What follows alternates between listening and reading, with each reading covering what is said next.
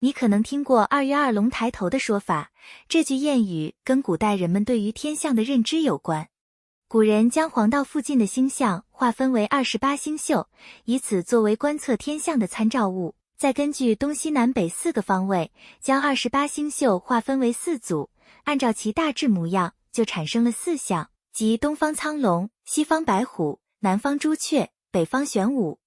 而每年的农历2月初2晚上，苍龙星宿开始从东方露头，这就是所谓的龙抬头，又恰逢春天，后来便衍生出春龙节、青龙节、龙头节、春耕节、农事节、土地诞、射日节、游春节、踏青节、挑菜节等种种称谓。大约从唐朝开始，中国人就有过2月2的习俗，而2月2作为一种节庆，一般认为始于元代。元代以后，2月2习俗逐渐分成南北两派，北方祭祀龙神，南方祭祀土地神。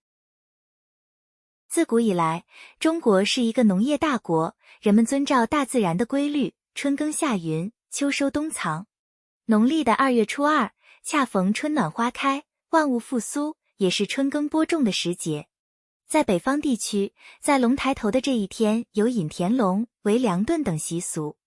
俗话说2月2，龙抬头，蝎子、蜈蚣都露头。人们认为2月2，龙抬头与24节气中的惊蛰相距很近，处于百虫萌动、疾病一生的时节，而农业所遭遇的病虫害的挑战自此开始增多，因而希望借龙之威镇服百虫，保佑人畜平安、五谷丰登，所以有引龙伏虫的说法。一些地区还流行在家里烧香或撒上艾草灰熏虫的做法，祈求这一年平安健康。在南方地区流传着2月2杀鸡请土地的说法。每年农历的2月初2，许多地方都有给土地公暖寿的习俗，家家户户凑钱祭拜土地公。人们会准备祭品，到土地庙烧香祭祀，敲锣打鼓，祈求丰收，保佑平安。2月2被认为是福德正神及社神，俗称土地神的生日，因此在民间也有2月2拜村社、龙抬头、祈丰收；8月2祭村堂、龙收尾、送龙归的说法。民间认为正月里不宜动刀，甚至流传着正月不剃头，剃头死舅舅的迷信说法。而2月初1是太阳神的诞辰，也不宜动刀，所以等到了2月初2就可以理发了。俗语常说2月2剃龙头，一年都有精神头。龙抬头象征着吉祥、好运，加上头又被视为人体最重要的器官。人们相信，在这一天剃头可以让人鸿运当头，福星高照。尤其是小孩子剃头，又被称作剃喜头，即人们希望借龙抬头的好日子，希望孩子能够健康平安、快乐成长，长大后能出人头地。而大人理发则寓意辞旧迎新，无痛无灾，从头开始，好运连连。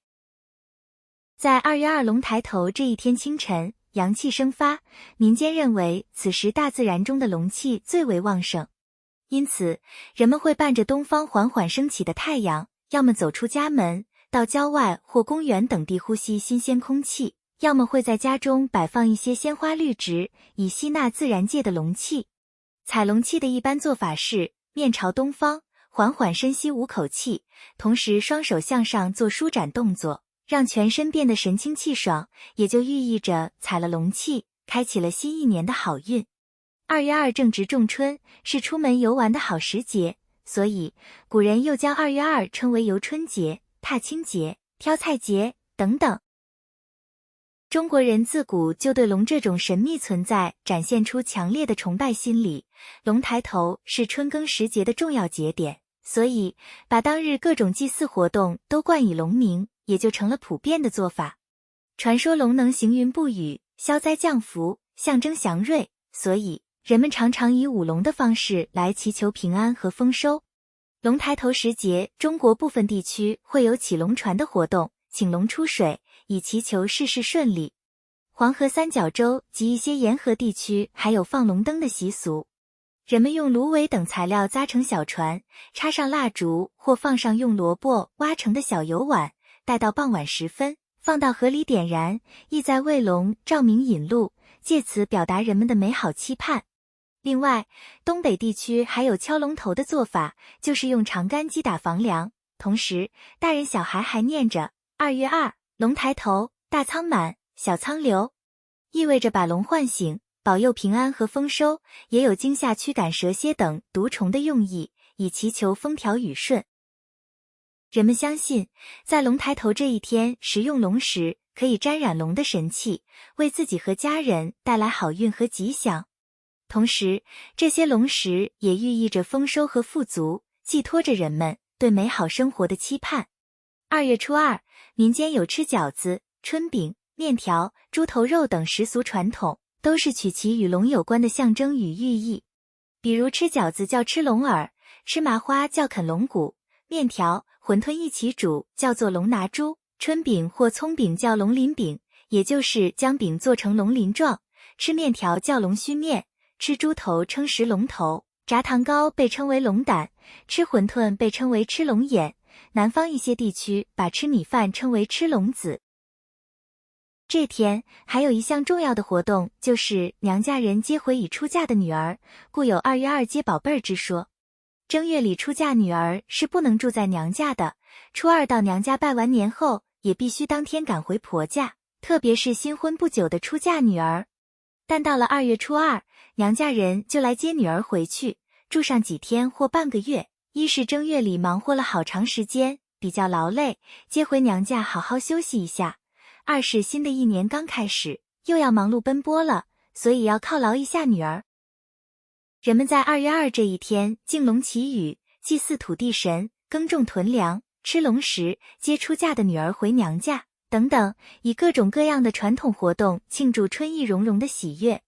同时，这一天也存在着一些传统禁忌，包括不能盖房子打夯，不能洗衣服，不能磨面，不能做针线活，不能说不好听的话。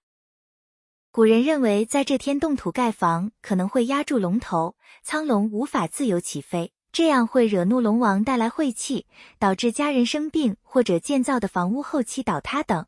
还有一种说法是2月2是土地神的诞辰，如果这天动土施工会破坏原本喜庆的氛围，这是对土地公的大不敬，从而惹恼土地神，导致新年的庄稼收成不好。在古代，洗衣服需要用到水和木棒等工具，而河边是龙经常出没的地方，人们担心在洗衣服时会不小心伤害或惊扰到龙。此外，洗衣服时会发出砰砰的敲打声，这也被认为是对龙的不敬。因此，人们认为在龙抬头这一天洗衣服会触犯龙神，带来不吉利的影响。俗话说磨为虎，碾为龙，老一辈认为石磨是白虎的化身，石碾子是苍龙的化身。2月2这天忌讳用碾子和石磨磨面，因为这天如果是用碾子来碾压粮食，与粮食有摩擦，人们觉得可能会伤到龙的真身，碾压龙的尾巴，限制龙自由生飞，这是不吉利的征兆，因此有2月2不宜用磨盘磨面的说法。到了2月2，妇女不能碰针线。在过去，百姓认为这天是苍龙开始崭露头角的时候，会顺势观望人间。如果人们此时用针线缝补衣物，可能会伤到龙的眼睛，由此导致龙王不能及时准确的布云施雨，庄稼不能及时得到雨水的滋润，会影响今年的收成。更重要的是，还会惹怒龙王，从而遭受天谴。人们在2月2这天要格外注重言行举止，避免说出丧气话、脏话或不吉利的话。民间认为，龙神会聆听人间的声音，并对人们的生活产生影响。如果人们说出丧气的话，可能会让龙神感到不悦，从而给人们的生活带来不便。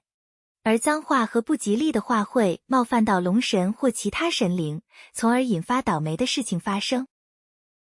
至此，我们对春龙节的起源、传统习俗以及文化禁忌有了全面的了解。在这个春意融融的传统节日里，愿我们都能感受到春天的喜悦。祝福大家，2月2，龙抬头，一年都有精神头。